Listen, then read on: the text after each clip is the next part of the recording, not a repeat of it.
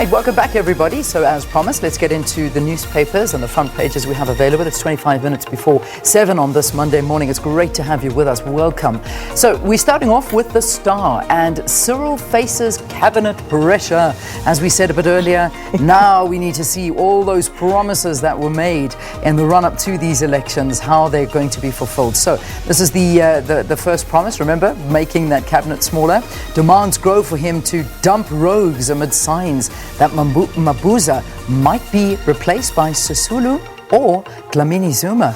Yeah, I've also seen some lists circulating around on social media, but like we say, that's social media. Who knows what to believe these days? But that's what they're leading with, the front page of the Star, saying President Cyril Ramaphosa is under pressure to drop ministers implicated in wrongdoing when he assembles his new trimmed-down cabinet. Yesterday, the governing party's alliance partner COSATU, the Ahmed Kathrada Foundation, were among organizations that called on him to drop rogue ministers, some of whom were also outed by the ANC's Integrity Committee. So an aerial view photograph of the Rialebocha gathering outside the ANC's Latuli House headquarters in Joburg yesterday, expressing gratitude to supporters, celebrating the party's victory. Then also, Premier Soccer in pulsating photo finishes. So, I mean, this weekend was a weekend of football, whether you like it or not. That's what it was, and it was just football wherever you turned, local, and then of course on Sunday was all the international matches. When the smoke had cleared from an explosive, dramatic weekend of football in South Africa and England, Mamelodi Sundowns and Manchester City were the tallest of the tall. So they talked to that story.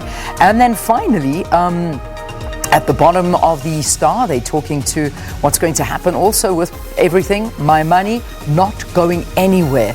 After several DA leaders yesterday threw their weight behind under fire party leader Mmusi Maimane, demanding that he complete his term and that he not be solely blamed for dwindling electoral support. So there you go. They dropped, remember, from 22.2 in 2014 to 20.7 in these elections nationally.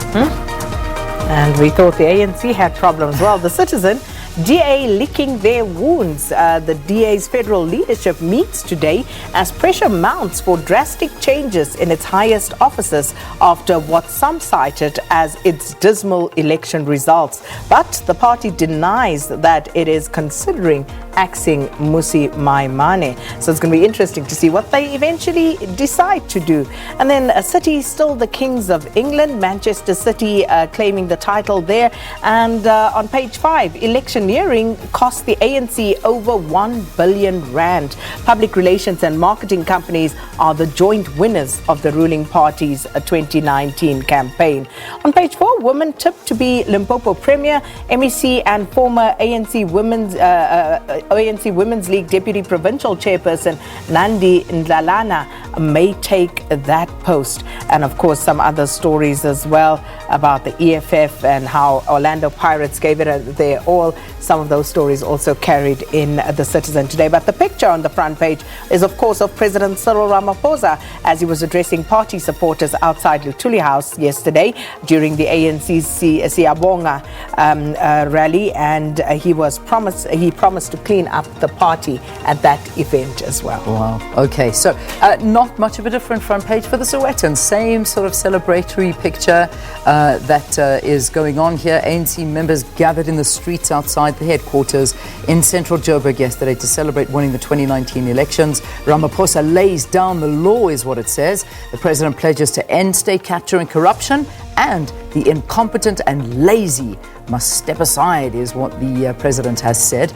They also talk to why a 115-year-old man has never voted. Wow. Okay, that should be an interesting one. And babes warned against dropping battery chargers. So the saga continues. And then finally in the corner there, you can see the ABSA Premiership Cup being held up there with Sundowns being victorious and saying, well, this is more to Pitso Mosamani, the talk there. North African and Mid-East clubs caught Pitso. So that's that. That's the Sowetan.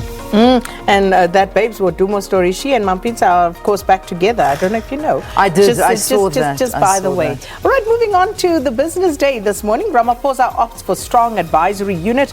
Policy and research services will give the president a clear line of sight over economic policies. And then also some economics news, strength of the rand hinging on US-China trade war. And then the real work starts now, says the president. And this, of course, President Cyril Ramaphosa, this is what he had to say following the national elections where the ANC retained power, even though it was with a smaller majority. And then there's a story on page 2 there about Kulubuse Zuma, and no payment, no word from him as yet, and you know the troubles seem to pile up. So those are the front pages of the newspapers this morning. Okay, so let's find out what the weather holds in store for us now, and we've got Sihle in